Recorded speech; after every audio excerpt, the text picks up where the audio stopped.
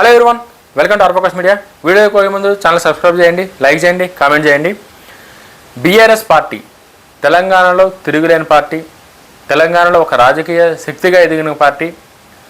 తెలంగాణ అంటే బీఆర్ఎస్ అంటే తెలంగాణ అన్న కడుకున్న బీఆర్ఎస్ పార్టీ ఇవాళ ఏ సిచ్యువేషన్లు ఉంది, ఎటువంటి సవాళ్ళు ఎదుర్కొంటుంది, నెక్స్ట్ గవర్నమెంట్ ఫామ్ చేసే కెపాసిటీ ఉందా లేదా, మొత్తం అంటే తెలంగాణ రాష్ట్రంలో బీఆర్ఎస్ ఫ్యూచర్ ఏందన్నది, ఎట్లా ముంగడు పోవాలి, మొత్తం క్లియర్గా వీడియోలో ఎక్స్ప్లెయిన్ చేస్తా. వీడియో లాంగ్ వీడియో ఉంటుంది, డీటెయిల్ పాయింట్ టు పాయింట్ అయితే వీడియోలో నేను ఎక్స్ప్లెయిన్ చేస్తా.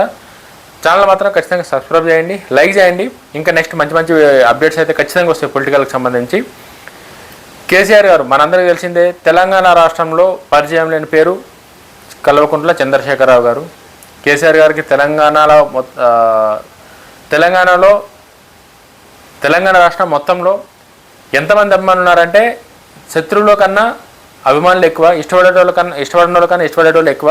అంత ఇదున్న కేసీఆర్ గారు ఎందుకు ఓడిపోయారు, ఓడిపోయిన తర్వాత పార్టీ పరిస్థితులు ఎట్లా మారినాయి, ఇప్పుడు పార్టీ పరిస్థితి ఎట్లుంది అన్నీ పాయింట్ టు పాయింట్ నైట్గా ఎక్స్ప్లెయిన్ చేస్తా, మీకు అర్థమవుతుంది ఏందని చెప్పేసి. ఎవరైతే బీఆర్ఎస్ పార్టీ అభిమానులు ఉన్నారో వాళ్ళకి ఎట్లా యూజ్ అవుతుంది, వాళ్ళ పార్టీ కోసం ఏదైతే ఇదవుతుందో. తెలంగాణ రాష్ట్ర రాజకీయాలలో ఒకప్పుడు తిరిగిలేని శక్తిగా వెలిగిన భారత రాష్ట్ర సమితి ప్రస్తుతం తన ఉనికిని కాపాడుకోవడానికి, పూర్వ వైభవాన్ని సంతరించుకోవడానికి తీవ్రంగా శ్రమిస్తుంది. కరెక్టే, ఒకప్పుడు తిరిగిలేదు. బీఆర్ఎస్ పార్టీ అంటే బీఆర్ఎస్ పార్టీ ఓడిపోతుంది, కేసీఆర్ గారు మాజీ ముఖ్యమంత్రి అవుతారన్నది ఎవ్వరు కూడా ఎక్స్పెక్ట్ చేయలేదు. అంటే రాజకీయ నిపుణులు, రాజకీయాల్లో కంటిన్యూస్గా ఉండేటోళ్ళు వాళ్ళకి తెలుసు, అంటే రేవంత్ రెడ్డి గారి కెపాసిటీ ఏంది, రేవంత్ రెడ్డి గారు నెక్స్ట్ ఆయన ప్లాన్ ఆఫ్ యాక్షన్ ఎట్లుంది, రేవంత్ రెడ్డి గారి ధైర్యం ఏంది, అది వాళ్ళకి తెలుసు. బట్ ప్రజలలో చాలామందికి కేసీఆర్ గారు ఓడిపోతారు, కేసీఆర్ గారు మాజీ ముఖ్యమంత్రి అవుతారు, బీఆర్ఎస్ పార్టీ అధికారం కోల్పోతుంది అన్నది చాలామంది ప్రజలు ఎవరు కూడా అంటే నమ్మే పరిస్థితులు లేరు.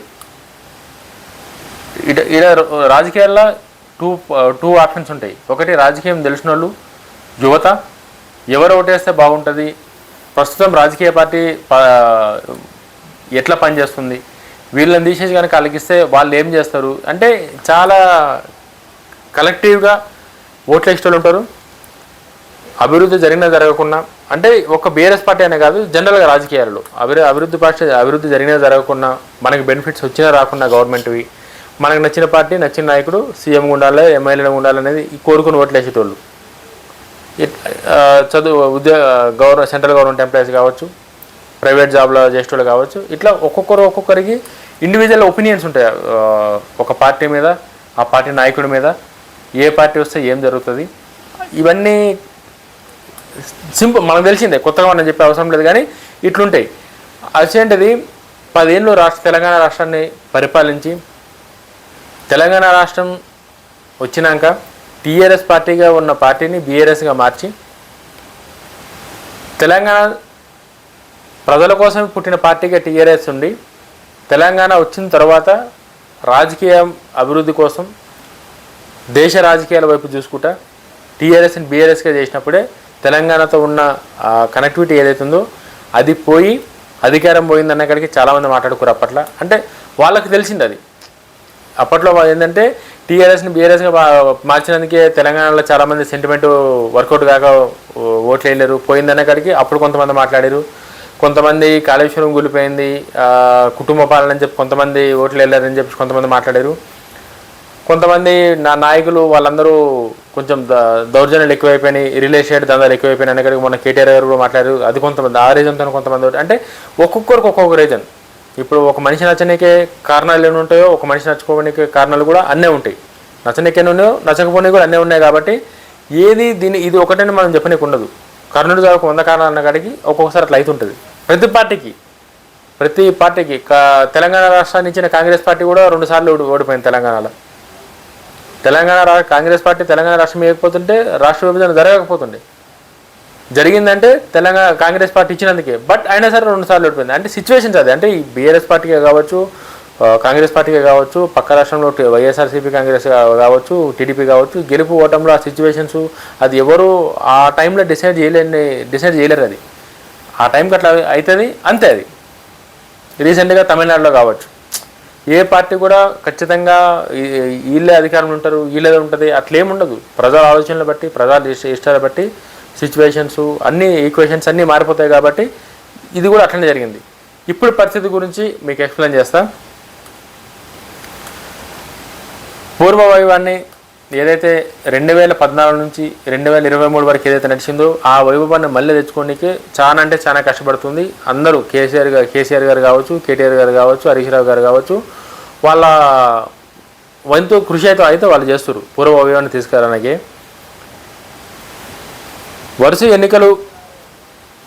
వరుస ఎన్నికలు పరాజయాలు మరియు అంతర్గత సవాళ్లతో ప్రస్తుతం ఒక కీలక సంధికాలంలో ఉంది. బీఆర్ఎస్ పార్టీ ఎమ్మెల్యే అసెంబ్లీ ఎలక్షన్లో ఓడిపోయింది, అధికారం కోల్పోయింది. తర్వాత ఎంపీ ఎలక్షన్స్ వచ్చినాయి. ఎంపీ ఎలక్షన్లో ఒక్క ఎంపీ సీట్ అంటే ఒక్క ఎంపీ సీట్ కూడా లేదు. బీఆర్ఎస్ పార్టీ నుంచి పార్లమెంట్లో మాట్లాడడానికి ఒక నాయకుడు కూడా లేడు. కవిత గారు పార్టీ నుంచి బయటికి రావడం, వాళ్ళ ఫ్యామిలీలో లొల్లి నడుచుడు, కుటుంబ పంచాయతీ మన అందరికీ తెలిసిందే. కవిత గారు ఆమె కొత్త పార్టీ పెట్టారు. కేసీఆర్ గారిని ఎదిరించి, కేటీఆర్ గారిని ఎదిరించి ఒక అధికారంలో ఉన్న రోజులు అందరూ ఒకటే పార్టీ నుండి ఇవాళ అధికారం పోయేటకల్లా వాళ్ళకి 100 రీజన్స్ ఉండొచ్చు. అది మనం ఎవరిని ఇది చేసే పరిస్థితి లేదు. బట్ పార్టీ విషయానికి వస్తే ఇవన్నీ రీజన్స్ వల్ల పార్టీ అయితే కొంచెం అనుకున్నంత గొప్పగా అయితే ప్రస్తుత పరిస్థితులు లేదు. తెలంగాణలో బీఆర్ఎస్ పార్టీ ప్రస్తుత పరిస్థితి సమగ్రమైన విశ్లేషణ చాలా క్లియర్గా ఈ వీడియోలో అయితే నేను ఎక్స్ప్లెయిన్ చేస్తాను. బీఆర్ఎస్ పార్టీ ప్రస్తుత పరిస్థితి, ఎన్నికల పరాజయాలు, రాజకీయ ఒడిదుడుకులు. 2023 అసెంబ్లీ ఎన్నికల్లో ఓటమి తర్వాత బీఆర్ఎస్ గ్రాఫ్ ఒక్కసారిగా పడిపోయింది. అధికారంలో ఉన్న రోజులు మనదే వస్తుంది, థర్డ్ టైం కూడా మనమే వస్తాం, కేసీఆర్ గారే హ్యాట్రిక్ ముఖ్యమంత్రి అవుతారు, ఎవరే చింతపడకండి అనే కాన్ఫిడెన్స్తోనే ఎన్నికలకు పోయారు. ఆ కాన్ఫిడెన్స్తోనే ఎన్నికలు జరిగినాయి. ఆ కాన్ఫిడెన్స్తోనే రిజల్ట్ కూడా వెయిట్ చేశారు. ఎవరు? బీఆర్ఎస్ పార్టీ నాయకులు, కార్యకర్తలు, ముఖ్యమంత్రి కేసీఆర్ గారు కావచ్చు, అప్పుడున్న మంత్రి కేటీఆర్ గారు కావచ్చు, హరీష్ రావు గారు కావచ్చు, కవిత గారు కావచ్చు, అందరూ బీఆర్ఎస్ పార్టీ వాళ్ళందరూ నెక్స్ట్ వచ్చేది మేమే, మాకేం బాధ లేదు, ఓకే తగ్గితే కొన్ని సీట్లు తగ్గుతాయేమో అన్న కడుకున్నారు తప్ప మొత్తానికే అధికారం కోల్పోయే పరిస్థితి వస్తుందని చెప్పేసి ఈవెన్ వాళ్ళు కూడా ఎక్స్పెక్ట్ చేయలేదు.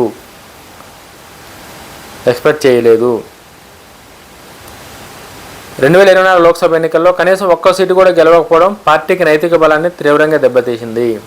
బీఆర్ఎస్ పార్టీ సరే అసెంబ్లీలో ఓడిపోయిన తర్వాత ఓకే 10 ఏళ్ళు చేశారు, ప్రజలు మార్పు కోరుకున్నారు కాబట్టి వేరే పార్టీకి ఓటు వేసారు అన్న ఓకే, అది యాక్సెప్ట్ చేసినా సరే కూడా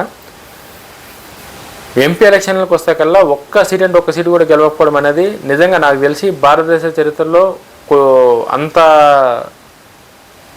గ్రాఫ్ లేని పార్టీలలో కొన్ని ఉన్నాయి. అందులో బీఆర్ఎస్ కూడా యాడ్ అయింది. మరీ దారుణం, 10 ఏళ్ళు రాష్ట్రాన్ని పరిపాలించిన ఒక పార్టీ ఎంపీ ఎలక్షన్లో ఒక్క సీటు కూడా గెలవకపోవడం అనేది ఆ పార్టీకి నిజంగా అది ఎందుకు గెలవలేదు, ప్రజలు ఎందుకు ఓట్లేదు అనేది పక్కన పెడితే అదైతే చాలా పెద్ద మైనస్ అనేది చెప్పాలి. అది అధికార పార్టీ కాంగ్రెస్ పార్టీ తన ఆధిపత్యాన్ని ప్రదర్శించగా బీఆర్ఎస్ ద్వితీయ స్థానానికే పరిమితం కావాల్సి వచ్చింది. కేసీఆర్ నాయకత్వంపై ప్రజల్లో ఉన్న పట్టు కాస్త సడలిందనే సంకేతకాలు అయితే ఈ ఫలితాలు. అంటే కేసీఆర్ గారు ముందున్నట్టు లేరు, ముందున్న కేసీఆర్ గారు వేరు, ఇప్పుడున్న కేసీఆర్ గారు వేరు, ఉద్యమ కేసీఆర్ గారు ఇప్పుడు లేరు అన్న ప్రజలలో అంటే ఎవరికైనా సరే కూడా ఎట్లా చెప్పాలి, ఇప్పుడు ఇది కూడా అంటే కేసీఆర్ గారిని ఎక్కువ ఎక్స్పెక్టేషన్స్ పెట్టుకున్నారు కేసీఆర్ గారి మీద, లేకపోతే కేసీఆర్ గారు ఫామ్ హౌస్లో ఉంటాడని చెప్పేసి అట్లా ఇంకా ఈయన ఫామ్ హౌస్ రాజకీయాలు ఇంకొద్దులే కొత్తగా అవకాశం ఇద్దామని చెప్పేసి అనుకున్నారా? రీజన్ ఏందన్నది ఇది చేస్తే కేసీఆర్ గారి మీద మాత్రం ఆ స్ట్రాంగ్ బిలీవ్నెస్ ఏదైతే ఉందో అది తగ్గింది, అది కేసీఆర్ గారి పైన. సో అది కూడా ఒక రీజన్ ఓడిపోనికి. పార్టీ ఫిరాయింపుల నేతలు వలసలు. అధికారం కోల్పోయిన తర్వాత బీఆర్ఎస్ పార్టీ ఎదుర్కొన్న అతిపెద్ద సవాలు వలసలు. అధికారం ఉన్న రోజులు అందరూ అధికారాన్ని అంటే ఈడ ఇంకోటి కూడా ఉంది ఈ విషయం, ఇది ఈ సిచ్యువేషన్లో చెప్పవచ్చో లేదో తెలియదు కానీ ఈడ ఇంకో ఇంపార్టెంట్ విషయం అవుతుంది. ఈ పార్టీ నుంచి వేరే పార్టీలోకి పోయే పద్ధతి ఏదైతుందో అది స్టార్ట్ చేసిందే బీఆర్ఎస్ పార్టీ. కేసీఆర్ గారు, కేటీఆర్ గారు తర్వాత కోర్టులోకి వేసేసారు, కేవట్ ఏదో తీర్పిచ్చింది, అవన్నీ పక్కన పెడితే 2014లో గవర్నమెంట్ ఫామ్ చేసిన తర్వాత టీఆర్ఎస్ పార్టీ టీడీపీ పార్టీ నుంచి కాంగ్రెస్ పార్టీ నుంచి చాలామంది నాయకులు వాళ్ళ పార్టీలోకి తీసుకున్నారు. వాళ్ళు ఈ పార్టీ ఫిరాయింపులు రాజకీయాన్ని స్టార్ట్ చేసిందే కేసీఆర్ గారు. సేమ్ అది తిరిగి కేసీఆర్ గారికి రివర్స్ అవుతుందని చెప్పి కేసీఆర్ గారు ఎక్స్పెక్ట్ చేయలేదు. ఇప్పుడు కూడా కేసీఆర్ అనే వ్యక్తి తెలంగాణ ఉన్న రోజులు నేనే సీఎం ఉంటా, నన్ను కాదని ప్రజలు వేరే వాళ్ళు కొట్టేసే పరిస్థితి లేదు అని ఆయన ఒక కొంచెం ఓవర్ కాన్ఫిడెన్స్ అని కూడా ఉండే. బట్ రేవంత్ రెడ్డి గారి వచ్చిన తర్వాత రేవంత్ రెడ్డి గారి కేసీఆర్ గారి వ్యూహాలు ఏవైతే ఉన్నాయో ఆ వ్యూహాలకి ఈయన ఇంకా పై ఎత్తేసి అది ఓకే, అది ఇంకా ఎక్స్ప్లెయిన్ చేస్తాం ముందు. ఇది ఏదైతే జరిగిందో పార్టీ ఫిరాయింపులు ఏవైతే ఉన్నాయో చాలామంది బీఆర్ఎస్లో ఉన్న సీనియర్ నాయకులు అందరూ అంటే వాళ్ళు ఫస్ట్ నుంచి బీఆర్ఎస్ పార్టీ లేరు, వేరే పార్టీలో నుంచి బీఆర్ఎస్ పార్టీలోకి వచ్చారు, ఆ అధికారం ఉన్నది కాబట్టి వచ్చారు.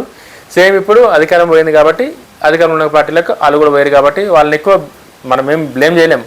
ఎందుకంటే నాయకులు వాళ్ళకు ఒక పార్టీలు ఉండాలా లేదన్నది వాళ్ళ ఇండివిజువల్ డిసిజన్.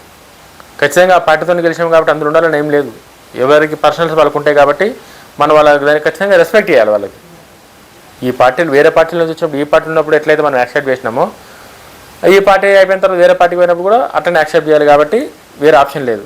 ఇది ఆ పార్టీ వలసలు ఏవైతే ఉన్నాయో పార్టీని చాలా గట్టి డ్యామేజ్ చేసేసినాయి. కీలక నేతలు పలువురు సిట్టింగ్ ఎమ్మెల్యేలు ఎమ్మెల్సీలు సీనియర్ నాయకులు అధికార కాంగ్రెస్ బీజేపీ కూడా చేరటే కల్లా అక్కడున్న క్యాడర్ కూడా వీళ్ళు నాయకులు ఎవరైతే ఉన్నారో ఈ నాయకుల క్యాడర్లు ఎవరైతే ఉన్నారో వాళ్ళు కూడా ఇప్పుడు ఎమ్మెల్యే ఉన్నారు, ఎమ్మెల్యేతో కింద ఎవరైతే ఉన్నారో ఎమ్మెల్యే ఇటు పోతే ఆ కింద ఉన్న అటు పోతారు, వాళ్ళ కింద ఉంటూ అటు పోతారు. అట్లా ఇది ఒక స్టెప్ బై స్టెప్ వస్తుంది కాబట్టి ఒక్కరు పార్టీ మారితే క్యాడర్ మొత్తం పార్టీ మారినట్టే. సేమ్ అదే జరిగింది. ఆ ఫిరాయింపుల వల్ల ఉన్న గ్రిప్పు ప్రజలలో ఇదేదైతే ఉందో మొత్తం పోయింది బీఆర్ఎస్ పార్టీకి. అది అంటే మొత్తం అంటే అది బాగా దెబ్బతీసింది ఆ టైంలో. క్యాడర్ నైసార్యం క్షేత్రస్థాయిలో బలమైన నాయకులు పార్టీని వీడడంతో సాధారణ కార్యకర్తలో కొంత గందరగోళం నెలకొంది. పార్టీ ఫిరాయింపులపై సుప్రీంకోర్టు వరకు పోరాటం చేసినప్పటికీ వలసలు అడ్డుకోవడం పార్టీకి సవాలుగా మారింది. కేసేసిరు కేటీఆర్ గారు నేను ఇంతకుముందు చెప్పినట్టు వీళ్ళు ఎవరైతే పార్టీ మారారో అని చెప్పేసి కేసేసిరు. కేసు వేసినా సరే కూడా ఏం పెద్ద దానివల్ల పెద్ద ఉపయోగం అయితే ఏం లేదు. కేసు వేయడం వల్ల ఏదో అయిపోతుంది దానివల్ల అంతా ఇదవుతుంది అన్నది ఏదైతే ఉందో అదైతే అదైతే దానివల్ల పెద్ద ఇంపాక్ట్ అయితే ఏం లేదు. అది మనకు తెలుసు అంత పెద్ద ఇంపాక్ట్ ఏం లేదు దానివల్ల అని చెప్పేసి. సో ఎంత చేయాలో వాళ్ళు చేశారు. బట్ పార్టీ నాయకులు చేసేంత ఇదైతే మాత్రం అక్కడ జరగలేదు. సో దాని దిక్కించి అయితే చూడాలి అది నెక్స్ట్ కోర్టులో ఆ రిజల్ట్ అంతా వచ్చింది కాబట్టి మనం తెలుసుకుందాం దాని ఏమవుతుంది. ఒక 1 minute.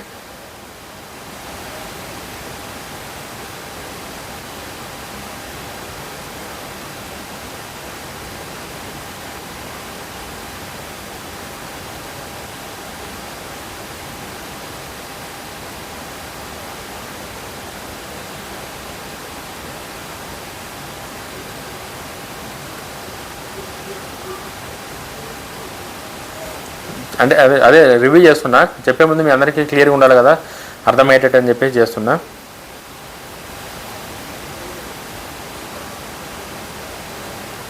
అధికారం ప్రతిపక్ష హోదాలో ప్రజా పోరాటాలు. అధికారం కోల్పోయినప్పటికీ క్షేత్రస్థాయిలో ప్రజల పక్షాలు నిలబడేందుకు బీఆర్ఎస్ పార్టీ గట్టి ప్రయత్నాలు చేస్తుంది. ముఖ్యంగా ప్రస్తుత కాంగ్రెస్ ప్రభుత్వ వైఫల్యాలను హామీల అమలులో జరుగుతున్న దానికి ఆలస్యాన్ని ప్రజలకు తీసుకెళ్లడం లక్ష్యంగా పెట్టుకుంది. అంటే ఎట్లుంటుంది అని చెప్పేసానంటే ఇది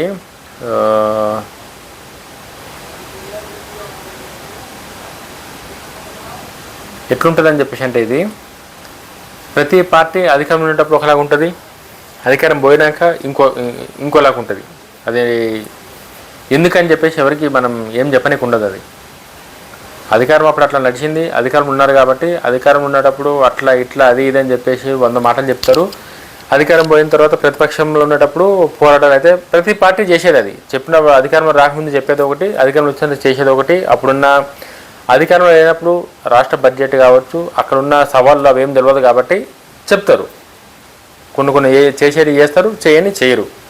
సేమ్ ఇప్పుడు కూడా తెలంగాణలో ప్రస్తుత పరిస్థితి ఎట్లుందంటే ప్రతిపక్ష హోదాలో ప్రజా పోరాటాలు. అధికారం కోల్పోయింది కాబట్టి ఏవైతే కాంగ్రెస్ పార్టీ హామీలు ఇచ్చిందో ప్రజలకి ఆ హామీల కోసం గట్టిగా ప్రజలకు పోయి వాళ్ళు నిలదీయడం, అధికార పార్టీని, వాళ్ళకి రావాల్సినవి ఎందుకు వస్తాయో అని చెప్పి అడగడం, ధర్నాలు చేయడం, సభలు పెట్టడం, కంటిన్యూస్గా ప్రజల్లో ఉండి ఒక అవేర్నెస్ అనేది తీసుకొచ్చే ప్రయత్నం అయితే బీఆర్ఎస్ పార్టీ చేస్తుంది. రైతాంగ సమస్యలు, ధాన్యం కొనుగోలు, ఇది రైతులకున్న సమస్యలు కావచ్చు, కరెంటు సమస్య కావచ్చు, పంట గిట్టుబాటు ధర కావచ్చు, ధాన్యం కొనుగోలు కావచ్చు, వీటన్నింటిపై గట్టిగానే ప్రయత్నాలు అయితే చేస్తుంది. కొడంగల్ వంటి ప్రాంతాల్లో అంటే సీఎం రేవంత్ రెడ్డి గారు కొడంగల్ లాంటి ప్రాంతాల్లో కూడా చాలా గట్టిగా ప్రజల్లోకి పోయి కాంగ్రెస్ పార్టీ ఇట్లా చేస్తుంది అట్లా చేస్తుందని చెప్పేసి చెప్పే ప్రయత్నం అయితే చేస్తారు. రుణమాఫీ ఏదైతే రుణమాఫీ చేస్తున్నారో రుణమాఫీ కోసం కావచ్చు,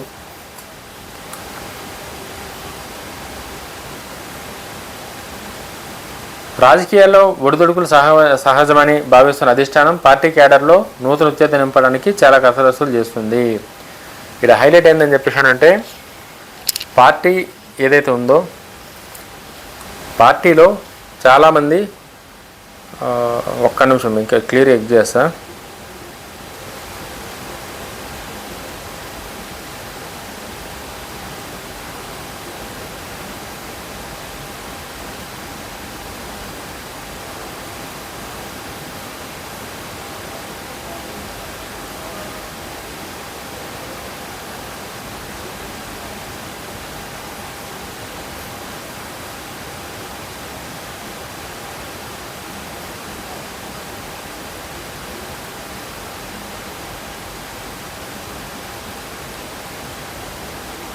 వన్ మినిట్ చేస్తున్నా.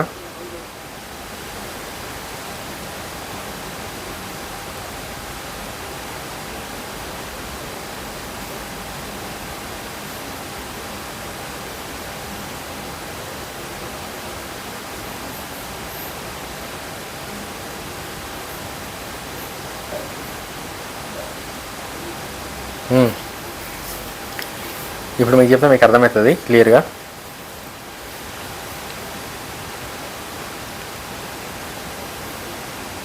నాయకత్వం మరియు అంతర్గత సమీకరణాలు అయితే ఇది ఇంపార్టెంట్. ఇప్పుడు పార్టీ అధినేత కె చంద్రశేఖరరావు గారు గతంతో పోలిస్తే బహిరంగ కార్యక్రమాల్లో కొంత పరిమితంగా కనిపిస్తున్నారు. ప్రస్తుతం పార్టీ పూర్తి బాధ్యతలు, క్షేత్రస్థాయి పోరాటాలు వర్కింగ్ ప్రెసిడెంట్ కేటీఆర్ గారు కీలక నాయకుడిగా తన్నేరు హరీష్ రావు గారు భుజాలను వేసుకున్నారు.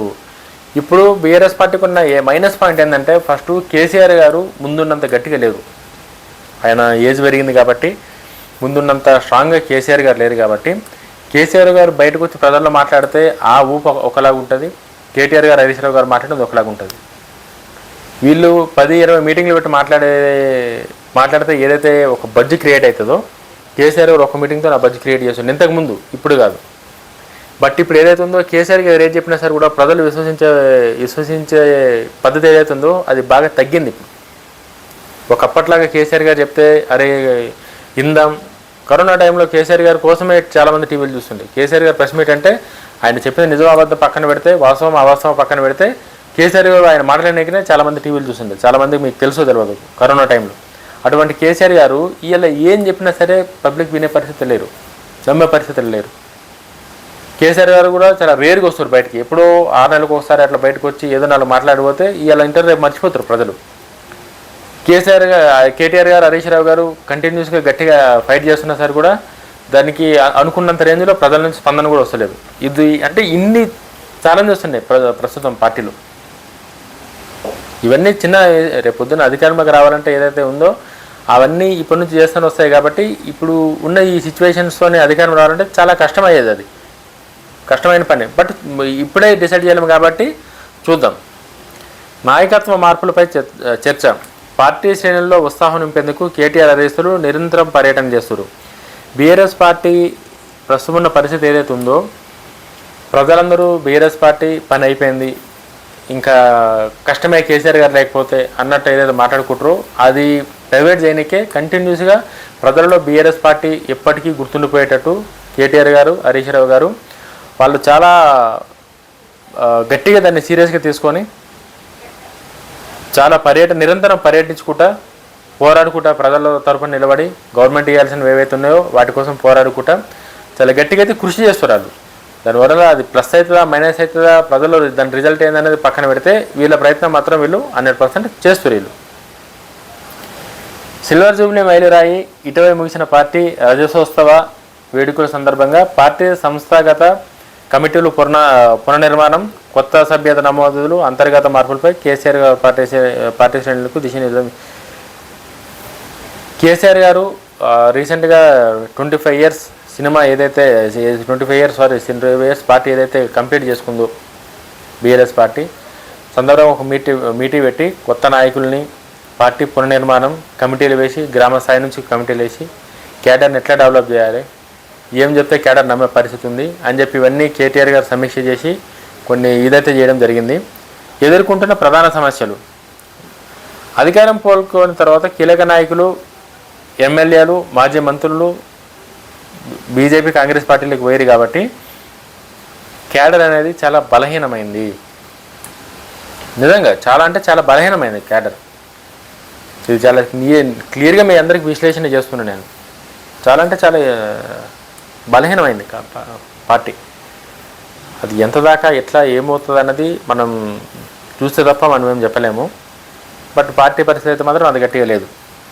లీగల్ మరియు రాజకీయ ఒత్తిళ్లు, ఫోన్ ట్యాపింగ్ ఆరోపణలు, కాళేశ్వరం ప్రాజెక్టుపై విచారణలు మరియు లిక్కర్ స్కామ్ వంటి వివాదాలు పార్టీ ఇమేజ్పై ప్రభావం చూపాయి.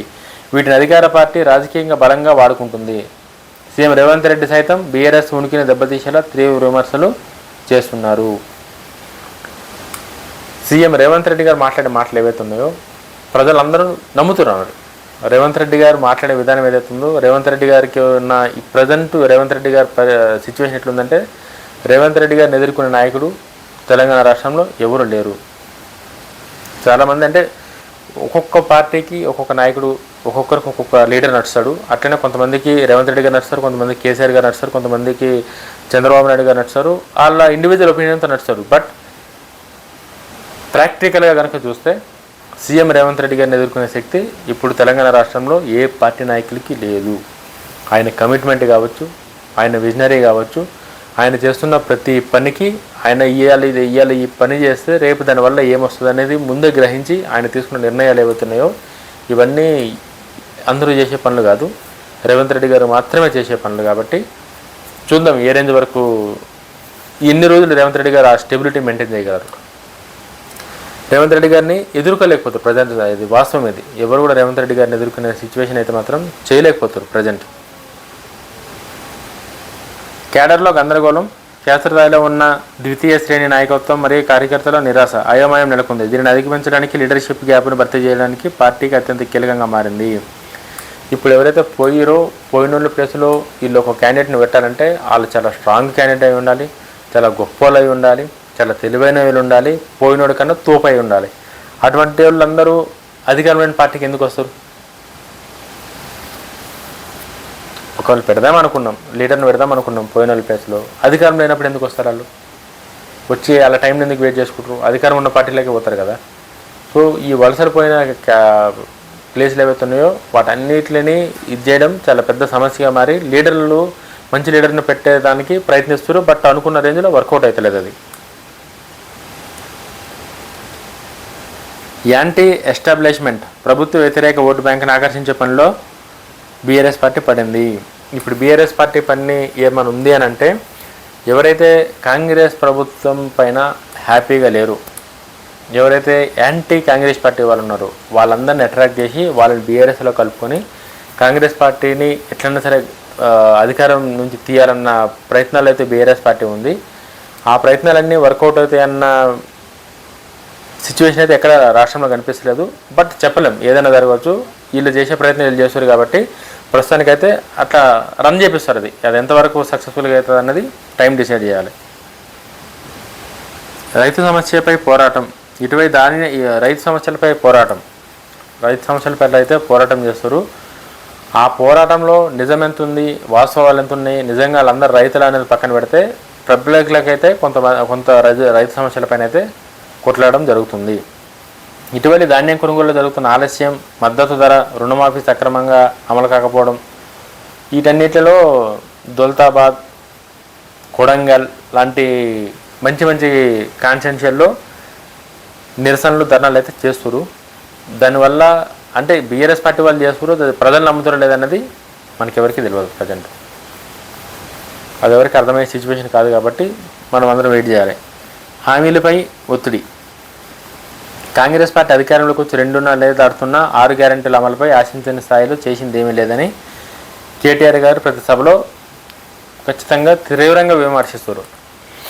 అంటే రేవంత్ రెడ్డి గారు కూడా చాలాసార్లు మాట్లాడారు. ఏం మాట్లాడారు? మిగులు బడ్జెట్తో ఉన్న రాష్ట్రం, మిగులు బడ్జెట్తోనే రాష్ట్ర పరిపాలన స్టార్ట్ చేసిన కేసీఆర్ గారు లక్షల కోట్ల అప్పులు తీసుకొచ్చి రాష్ట్రాన్ని దివాలా తీసే పరిస్థితి తీసుకొచ్చారన్న కాడికి ఏదైతే ఎలిగేషన్స్ ఉన్నాయో ఆ లోటు బడ్జెట్ వల్ల మళ్ళీ అప్పులు చేసి ఇవన్నీ చేయడం నాకు ఇష్టం లేదు. ఒక్కొక్క సంపద క్రియేట్ చేసి ఇచ్చిన 6 గ్యారెంటీలు నేను అంత ఖచ్చితంగా నెరవేరుస్తానని చెప్పేసి రేవంత్ రెడ్డి గారు చెప్తున్నారు. బట్ 2.5 లేరైనా సరే కూడా మీరు ఇస్తలేరని చెప్పేసి ఏదైతుందో దానిపైన కేటీఆర్ గారు చాలా సందర్భాల్లో చాలా గట్టిగా అయితే మాత్రం రేవంత్ రెడ్డి గారితో మాట్లాడడం జరిగింది, రేవంత్ రెడ్డి గారి పైన మాట్లాడడం జరిగింది. దాని తగ్గట్టే రేవంత్ రెడ్డి గారు కూడా రిప్లై ఇస్తారు. బట్ అది ప్రజలు ఎంతవరకు దాన్ని యాక్సెప్ట్ చేస్తారన్నది ఇడ పాయింట్. రాబోయే స్థానిక ఎన్నికలే లక్ష్యం. ఇప్పుడు ప్రస్తుతం బీఆర్ఎస్ పార్టీ కేటీఆర్ గారి పరిస్థితి ఎట్లుందని చెప్పేసి అంటే నెక్స్ట్ రాబోయే స్థానిక ఎలక్షన్స్ ఏవైతే ఉన్నాయో లోకల్ ఎలక్షన్స్ అవి ఎట్లన్నా సరే ఒక మంచి నంబర్ రావాలని చెప్పేసి అయితే ట్రై చేస్తారు. గ్రామ పంచాయతీ, జడ్పీటీసీ, ఎంపీటీసీ, మున్సిపల్ ఎన్నికలు బీఆర్ఎస్కి జీవనస్మరంగా మారాయి. క్షేత్రస్థాయిలో పార్టీని కాపాడుకోవడానికి ఎన్నికలు ఎంతగానో దోహదపడతాయని నాయకత్వం భావిస్తుంది. గ్రామ స్థాయి నుంచి పార్టీని మళ్ళీ బలోపేతం చేయడం లక్ష్యంగా కమిటీలను వేస్తున్నారు. బీఆర్ఎస్ పార్టీ చేసిన అతి పెద్ద తప్పు ఏంటంటే అధికారంలో ఉండేటప్పుడు ఈ గ్రామ స్థాయి నుంచి పార్టీని బలోపేతం చేయడం, గ్రామ స్థాయిలో ఉన్న నాయకులను పట్టించుకుపోవడం. అధికారం ఉంది కదా, కేసీఆర్ గారి ఫోటో చూసే ఏదైనా అవుతుంది, గ్రామ స్థాయిలో ఎవడెవరిని పట్టించుకుంటారన్న ధీమాతోనైతే ఉంటుండే. ఇప్పుడు అవన్నీ వదిలేసి ఇగో మళ్ళీ ఎక్కడి నుంచి అయితే అప్పుడు స్టార్ట్ చేసారో మళ్ళీ ఇప్పుడు అదే స్టార్ట్ చేయడం అయితే అయింది. అది రేపు పొద్దున్న అది ఎంతవరకు వస్తుంది, దాని రిజల్ట్ ఎట్లుంటుందని అది మనం ఎక్స్పెక్ట్ చేయలేం. కాలమే డిసైడ్ చేయాలి అది ఎంతవరకు వస్తుంది ఏందని చెప్పేసి.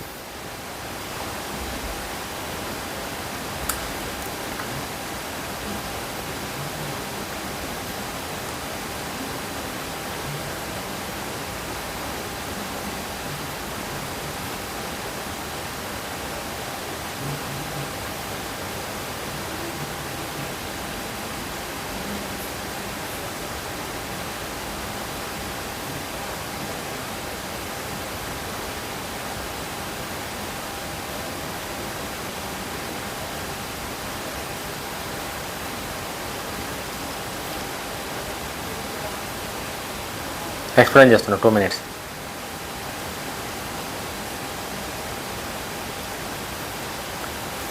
బీఆర్ఎస్ పార్టీ గురించి చెప్పాలంటే తెలంగాణ ప్రత్యేక రాష్ట్ర సాధన ధ్యేయంగా పుట్టిన పార్టీ, దశాబ్ద కాలం పాటు పాలించిన పార్టీ, ప్రస్తుతం తీవ్రమైన రాజకీయ సంభోగాన్ని, అస్తిత్వ పోరాటాన్ని, ఐడెంటిటీ కోసం ఎదుర్కొంటుంది. బీఆర్ఎస్ పార్టీ ఒకటి ఉంది, బీఆర్ఎస్ పార్టీతో మేలు జరుగుతుంది అన్న పేరు కోసం చాలా ట్రై చేస్తారు. బట్ ఆ పేరు ఇప్పుడు బీఆర్ఎస్ పార్టీకి వస్తుంది, వర్కౌట్ అవుతుంది అని అయితే మాత్రం ఏడ కూడా కనిపిస్తలేదు. ఆ సిచ్యువేషన్ అయితే మాత్రం పార్టీ సిచ్యువేషన్ అయితే అనుకున్నంత గొప్పగా అయితే లేదు. ఆ గొప్పగా రానికి ఏం చేయాలనో హరీష్ రావు గారు, కేటీఆర్ గారు అయితే మాత్రం వాళ్ళ ప్రయత్నాలు స్టార్ట్ చేశారు. వాళ్ళు దానికోసం అయితే పోరాడుతున్నారు. చూద్దాం అది ఎంతవరకు ఇదవుతుందో, ఎంతగానో ఇదవుతుందో. ప్రస్తుత సవాళ్ళు మరియు క్లిష్ట పరిస్థితులు, కరెంట్ ఛాలెంజెస్. ఎన్నికల ఫలిత ప్రభావం, అసెంబ్లీ ఎన్నికల్లో ఓటమి, లోక్సభ ఎన్నికల్లో సీటు గెలవకపోవడం, పార్టీ నైతిక బలాన్ని, ఇటీవల జరిగిన మున్సిపల్ ఎన్నికల్లో కాంగ్రెస్ స్పష్టమైన ఆధిక్యం సాధించగా బీఆర్ఎస్ పార్టీ 2వ స్థానానికి రావాల్సి వచ్చింది. మొన్నటి వరకు ఎట్లుండిందంటే ఏదో ఎలక్షన్ అయిపోయింది, బట్ ఊళ్ళలో బీఆర్ఎస్కున్న పేరు, బీఆర్ఎస్కున్న పవరు వాళ్ళకంతా మంచిగానే ఉంది, ఊళ్ళలో కొట్టేస్తాం, అదే మాకు చాలా హెల్ప్ అవుతుంది అని చెప్పేసి చాలా ధీమాగా ఉండే. బట్ రివర్స్ ఏంటంటే ఊర్లలో కూడా బీఆర్ఎస్ పార్టీకి అనుకున్నంత రేంజ్లో ఏ రాలేదు. పార్టీ అంటే అధికార పార్టీ వైపు ఎవరైనా ఉంటారు, అది బీఆర్ఎస్ పార్టీ అధికారంలో ఉంటే బీఆర్ఎస్ పార్టీ దగ్గరుంటారు, కాంగ్రెస్ పార్టీ అధికారంలో ఉంటే కాంగ్రెస్ పార్టీ. ఎందుకంటే విలేజ్కి రావాల్సిన నిధులు కావచ్చు, డబ్బులు కావచ్చు, ఏదైనా అభివృద్ధి చేయాలంటే అధికారంలో ఉన్న పార్టీని చేయగలరు తప్ప అధికారం లేని పార్టీ చేయలేదు. కాబట్టి ప్రజలందరూ అధికారం ఉన్న పార్టీకే ఇంపార్టెన్స్ ఇచ్చారు. కాబట్టి కాంగ్రెస్కి ఆధిక్యం వచ్చింది, బీఆర్ఎస్ పార్టీ 2వ స్థానానికి పోయింది. పార్టీలో కేటీఆర్ హరీష్ రావు గారి మధ్య సమన్వయం, భవిష్యత్తు నాయకత్వం బాధ్యతపై అంతర్గతంగా చర్చలు నడుస్తున్నాయి. క్షేత్రస్థాయిలో వీరిద్దరి మధ్య స్పర్ధలు పెరుగుతున్న ప్రచారం పార్టీకి సవాల్గా మారింది. ఇక్కడ హరీష్ రావు గారా బీఆర్ఎస్ పార్టీ నడిపించేది కేటీఆర్ గారు అన్నది క్లారిటీ లేదు ఎవరికి కూడా. కేటీఆర్ గారు ఎట్లా అంటే నెక్స్ట్ కేసీఆర్ గారి తర్వాత నేనే అన్నకాడికి ఆయన ఉంటాడు. బట్ కేటీఆర్ గారికి అంత పెద్ద ఇమేజ్ లేదు, ఆయనను ఇట్లా హ్యాండిల్ చేయలేడు పార్టీని, హరీష్ రావు గారు చేస్తారనే కాడికి కొంతమంది మాట్లాడుతారు. వీళ్ళిద్దరిలో ఎవరి పార్టీని నడుపుతారన్నది క్లారిటీ లేదు కాబట్టి దానివల్ల క్యాడర్ కూడా పార్టీని పెద్దగా సీరియస్గా తీసుకుంటలేదు. ఫస్ట్ పార్టీ నడిపేటోళ్ళు ఎవరో క్లారిటీ తెలిస్తే అప్పుడు మేము ఎక్కడ పోవాలన్నది ఆలోచిస్తామనే కాడికైతే వాళ్ళు ఆలోచిస్తారు. అది ఎంతవరకు ఏందన్నది చూడాలి. మరి అది అర్థమవుతలేదు, ఎంతవరకు ఎట్లా నడుస్తుంది అనేది అయితే అర్థమవుతలేదు. చూద్దాం అది ఏ రేంజ్ వరకు అయితే తీసుకెళ్తుందో. వీడియోగా నచ్చితే లైక్ చేయండి, కామెంట్ చేయండి. జై హింద్.